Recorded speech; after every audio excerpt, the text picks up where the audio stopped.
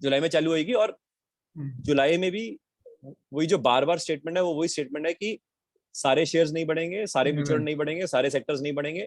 और ये आम आदमी को इतना परेशान कर देगा कि आम आदमी जितनी शौक से 20-21 में डीमेट खुलवा के आई थी, सारे पैसे ब्लॉक करके पूरा 22 रोएगी और 22-23 वगैरह रोएगी, जब तक वो नॉलेज नहीं होगी।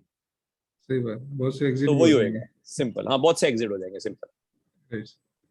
तो ये जो रिलीफ रैली 12 जुलाई के बाद भी है वो भी नॉट फॉर एवरीवन। मतलब एक बार हम इसको रीआइटरेट भी कर लेते हैं। स्वाइडली निफ्टी ब्रॉडली, जैसे हमारी पहले बात हुई थी कि I think mid of May से मैंने कहना शुरू कर दिया था कि जो भी अब बॉटम लगेगा जून 4 तक वो बॉटम रहेगा, वो लो रहेगा। जून 4 से लेके जून एंड तक मार्केट वॉलेटाइल रहेगी।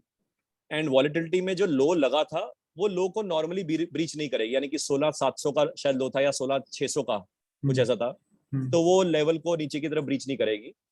मगर ये जो वॉलेटिलिटी रहेगी इसमें फर्स्ट 2 वीकेंड यानी फर्स्ट 2 वीक्स ऑफ जून में मेरे को ऊपर बढ़ते हुए दिखती है। आफ्टर 16-17 जून मेरे को नीचे गिरते हुए दिखती है। तो इसमें एक तो क्रक्स ये फैक्टर हो गया। दूसरा, ओवरऑल जो ब्रॉड मार्केट की निफ्टी की जो रैली है वो मेरे को 12 जुलाई ऑनवर्ड्स दिखती है, जो कि रहेगी 2-3 महीने। मगर इसमें भी जो कैची पॉइंट है वो ये है कि जो रिलीफ रैली रहेगी ब्रॉड मार्केट्स के अंदर, काउंटर मैनेजमेंट रहेगा। जैसे कि as good as counter management, अगर आप फ्राइडे का फॉल देखो तो रिलायंस को 3-3.5% तोड़ दिया, इन्फोसिस को थोड़ा बहुत तोड़ दिया, एचडीएफसी को तोड़ दिया, बाकी सब निफ्टी के बाकी समझो 30-40 जो स्टॉक्स है वो सब स्टेबल खड़े हुए थे। तो ऐसा ही जो थॉट प्रोसेस है ये मेरे को लगता है मार्केट्स में जो रिलीफ रैली आएगा जुलाई अगस्त सितंबर में सेम वैसी रहेगा। तो इसलिए अगेन रीआइटरेशन ऑफ स्टेटमेंट, 20-21 में जितने भी डीमेट अकाउंट खुले हैं, जितने भी लोगों ने म्यूचुअल में पैसा बनाया होगा, जितने भी शेयर्स में पैसा बना होगा, सोशल मीडिया देख दुख के जो भी, अब अल्टीमेटली उनकी परेशानियां शुरू होंगी जब तक उनके पास अपनी ओरिजिनल नॉलेज नहीं होगी। क्योंकि ब्रोकर्स ड्रिवन नॉलेज या बैंकर्स ड्रिवन नॉलेज या सोशल मीडिया या मीडिया ड्रिवन नॉलेज वो अल्टीमेटली उनको परेशान करेगी ही करेगी, क्योंकि वो एक्सपर्टीज लेवल उनके पास नहीं है। और अल्टीमेटली जो क्लाइंट्स हैं ये जब दुखी होंगे, परेशान होंगे, तो इनके जब लॉसेज होंगे, लाल में पोर्टफोलियो होएगा, तो तब ये एग्जिट कर जाएंगे। तो जिसके पास ओरिजिनल अंडरस्टैंडिंग ऑफ नॉलेज रहेगी, जो नॉलेज में इन्वेस्ट करेगा, वो बचा रहेगा। तो ये एक तरह से पूरा एक खेल रहेगा। रीआइट्रेशन ऑफ सेक्टर्स कर लेते दोबारा। सेक्टर जैसे कि आज से 15-20 दिन पहले मैंने बताया था कि 30-40 दिन के बाद कमोडिटी सेक्टर बढ़ेगा। तो अभी एक लास्ट फेज ऑफ वॉलेटिलिटी है ये 15-10-12 दिन की, जो भी कमोडिटी सेक्टर में बेस मिनरल्स बढ़ेंगे, स्टील बहुत तेजी से बढ़ेगा, सीमेंट बढ़ेगा।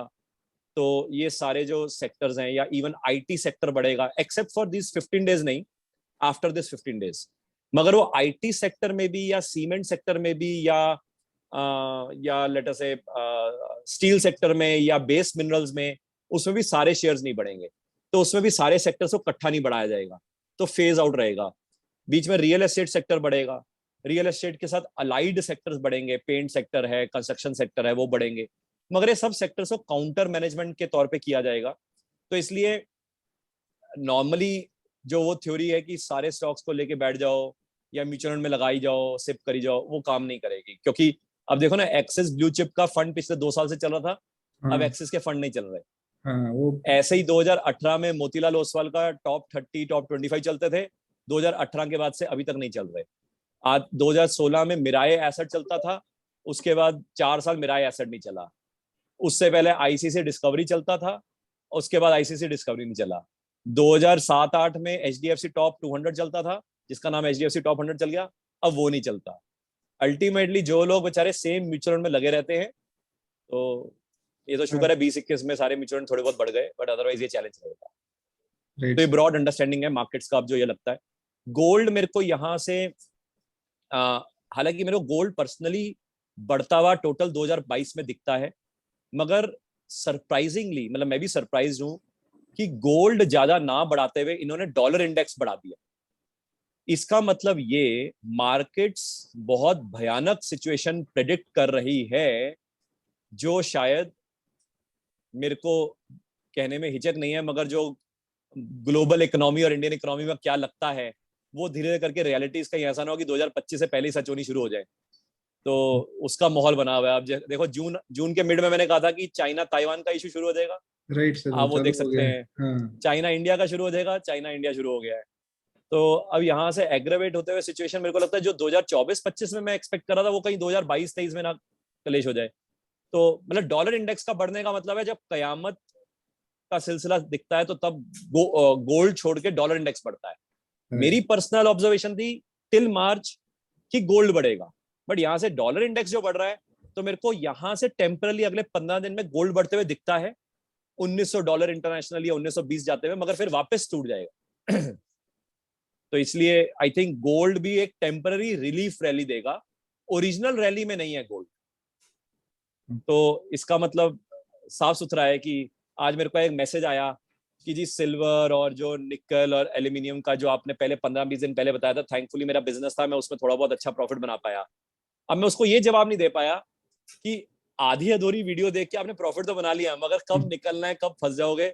तो इसलिए अब क्या है ना, आधी अधूरी वीडियो तो चलो हम एक स्नैपशॉट, स्क्रीनशॉट, एक एक्सट्रैक्ट वर्जन यूट्यूब पे डाल देते हैं, मगर जो हम डिटेल्ड वर्जन जो हम पोर्टफोलियो एजुकेशन सर्विसेज में जो ये सीख रहे हैं या समझ रहे हैं उसकी समझ लेने के लिए जुड़ना जरूरी है, और जुड़ के फिर रुकना जरूरी है, समझना जरूरी है। Right sir. इवन से डॉलर भी अभी 80-81 की तरफ जाते हैं, बिकॉज ब्लूमबर्ग 2 दिन पहले मैं ब्लूमबर्ग का एक सुन रहा था, उसमें दे आर सेइंग कि by September they are expecting 81।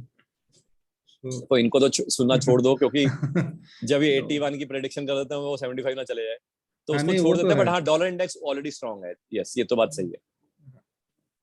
Already 878 touch होने को आई है। 70 टच होने को आया, बिल्कुल।